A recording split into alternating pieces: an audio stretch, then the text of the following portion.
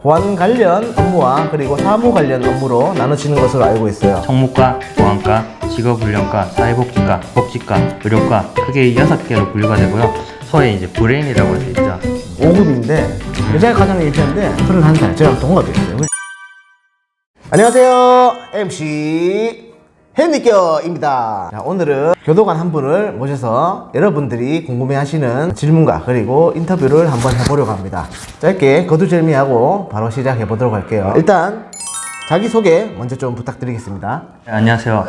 대구청 산하교도소에서 근무하고 있는 교도관입니다. 이렇게 인터뷰에 응해주셔서 감사합니다. 자, 두 번째 질문 드릴게요. 본인이 하는 일, 전에 제가 인터뷰를 했던 분은 교정직 야근에 대해서 잘 설명을 해주시고 많이 설명해 주셨기 때문에 이번에는 사무직에 대한 질문을 좀 많이 드리도록 하겠습니다. 교정직 공무원으로 입직을 하게 되면은 보통 교정직 공무원은 보안 관련 업무와 그리고 사무 관련 업무로 나눠지는 것으로 알고 있어요. 그러면은 본인은 제가 알고 있기로 이제 사무직에서도 또 근무를 했던 걸로 알고 있는데 사무직은 어떤 업무를 담당하는지 설명 좀 부탁드리겠습니다. 교정행정은 방금 말씀드렸던 것처럼 크게 이제 보안 업무와 사무 업무로 나뉩니다. 그리고 이 사무 업무는 이제 각 과별로 이제 또 업무가 분류가 되죠.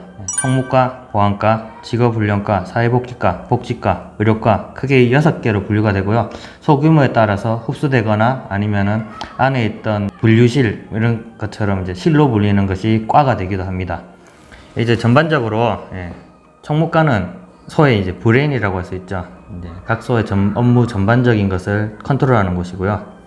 보안과에는 이제 안에 보안행정, 고충처리, 분류, 보안과 내에서 사무실이 또 나뉩니다. 이 팀들은 보안과 내에서 이루어지는 각종 교정행정의 서포터 역할을 해주게 됩니다. 그리고 직업훈련과는 수용자들의 나태한 생활 습관을 고치기 위해서 그런 취지로 도입됐었는데 이제 이게 조금 변질돼서 수용자들의 생계를 담당하는 방향으로 전환이 됐습니다. 어쨌든 사람이 먹고 살아야 하기 때문에 그 생계가 습관을 지배해버린다고 해야 되나요? 취지에 어긋났다고 했지만 오히려 취지를 더욱 긍정적으로 바꿨다고도 볼 수 있을 것 같습니다. 그리고 이제 사회복지과에서는 수용자들의 사회로의 복귀를 담당하고 있습니다. 밖에서는 이제 사회복지라는 발음이 어려워서 사회복지과라고 말씀하시는 분이 많은데요. 참고하시면 좋습니다. 사회복지과에서는 이제 가족 만남의 날 행사를 한다든가 이제 종교 행사를 한다든가 각종 인성 교육을 담당하면서 수용자들이 바깥 생활에 적응을 할 수 있도록 도와주고 있습니다. 그리고 복지과에서는 손해 전반의 각종 비품들을 담당하고 있습니다. 수용자 거실에 문이 부서졌다 그럼 이제 그걸 고치고, 총무과에 컴퓨터가 고장이 났다 새 컴퓨터로 바꿔주고, 건물이 노후화되었으니 공사를 들어간다 할 때 이런 경우에 복지과에서 담당을 하게 되죠. 그리고 의료과가 있습니다. 의료과가 이제 가장 중요하죠. 어쨌든 간에 생명에 직결된 문제를 해결해 주는 것이니까요. 수용자 민원이 가장 많이 몰리는 곳이 의료과라고도 볼 수 있습니다. 여러 가지 과가 있네요. 뭐 조금만 더 말씀을 드리자면은 뭐 복지과 같은 경우는 뭐 행정 지원을 뭐 물품적으로 많이 지원을 해주는 과 같네요. 얘기 듣기로는. 그렇죠.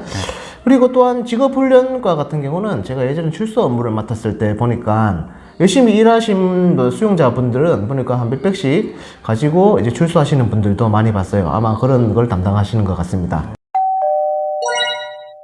설명 일단 감사드리고, 혹시나 그러면은 그 과에 교정직 공무원이나 아니면 다른 공무원들의 퍼센테이지나 아니면 구성 요소가 어떻게 되는지 좀 알려주실 수 있나요? 총무과는 100% 교도관이라고 보시면 되고요. 보안과는 마지막으로 설명하겠습니다. 그리고 직업훈련과는 거의 대부분의 직원이 교도관이라고 보시면 됩니다. 이제 수용자들이 안에서 이제 목공이나 이런 특수한 계열의 직업훈련을 받는 경우가 있는데요. 이런 경우는 이제 전문적인 강사가 필요한데 그런 분들을 외부에서 영입을 하게 됩니다. 흔히들 직업훈련 교감이라고 부르는데 이런 분들이 이제 특채로 들어와서 교도관의 업무를 담당하고 있습니다. 그리고 사회복지과는 여기도 이제 100% 교도관이라고 볼 수 있습니다. 예전에는 사회복지과는 옛날에 한 10년도 전이죠. 그때는 이제 사복직원하고 정복직원이 나뉘어져 있었어요. 근데 이거 일어난다고 전부 교도관으로 통합을 했습니다. 그리고 제가 알기로는 작년인가 특채를 한번 한 걸로 아는데 사회복지사를 특채를 했었어요. 복지과에서는 대부분의 직원이 또 교도관입니다. 복지과가 아까 시설 전반을 담당한다고 말씀드렸는데 여기에 필요한 전기적 지식이라든가 건축적 지식들을 이제 외부에서 이제 영입을 합니다. 전기사, 건축사, 영양사 이런 분들이 이제 저희와 같이 일을 하고 있습니다. 그리고 의료과가 제일 복잡한데요. 의료과장은 당연히 의사고요. 의료과장을 보좌해서 수용자를 진료하는 공보의들이 있습니다. 군인 신분이죠. 그리고 사복간호사가 있고요. 정복간호사가 있습니다. 사복간호사들은 옛날에 사복간호사로 특채로 오신 분들이고요. 정복간호사들은 최근에 간호특채로 많이 뽑았었죠. 예, 그분들이 담당하고 있습니다. 그리고 그 외에 교도관분들이 같이 일을 하고 있습니다. 예, 보안과는 각 사무실에서 약 3년간의 근무 임기를 끝내신 분들이 보안과로 돌아와서 이제 교정 행정 업무를 담당하게 됩니다. 예, 순환해서 도는 거죠. 예. 설명 감사합니다. 너무 자세하게 해주셔서 도움이 많이 된 것 같아요.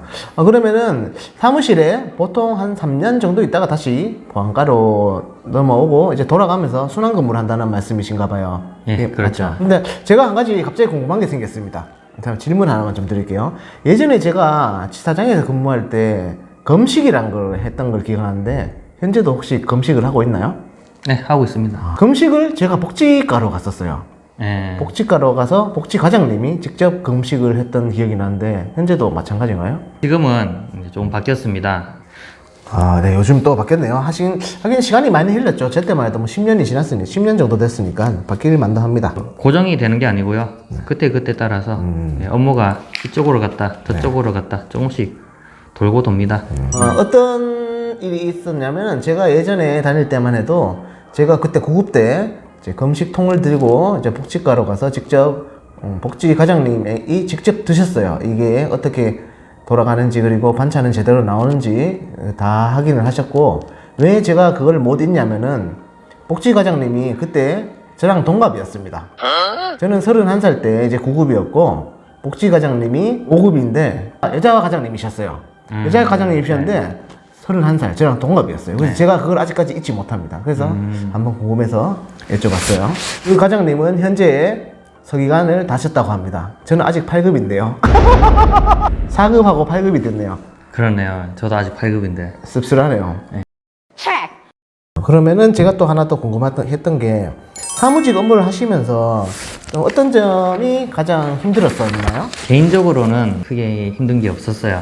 좀 이제 저는 이제 직원들을 서포트 하겠다 하고 이제 직원들하고 최대한 대화를 많이 하면서 일을 했었는데, 오히려 그게 어떤 분들은 그게 힘들 수도 있어요. 근데 저는 속칭 노가리라고 하죠. 노가리 까는 걸 좋아해가지고 이제 대화를 하면서 그렇게 근무를 했었습니다. 어려운 게 있다면은 상부의 지시와 그리고 직접 일선에서 일하는 분들의 행정과 괴리가 생길 때가 있어요. 가운데서 조율하는 게 제일 힘들죠. 중간 관리자의 고충이라고 하죠. 그 부분을 이제 사무실에서 얼마나 조율을 잘하느냐에 따라서 소가 잘 굴러가기도 하고 안 굴러가기도 하고 좀 그런 것 같습니다. 네, 맞습니다. 위에서 일단 상부에서 지시가 내려오면은 따라야 하는 게 사실 맞는데 현실적으로 일선에서 일하다 보면은 안 맞는 부분도 꽤 많지 않습니까?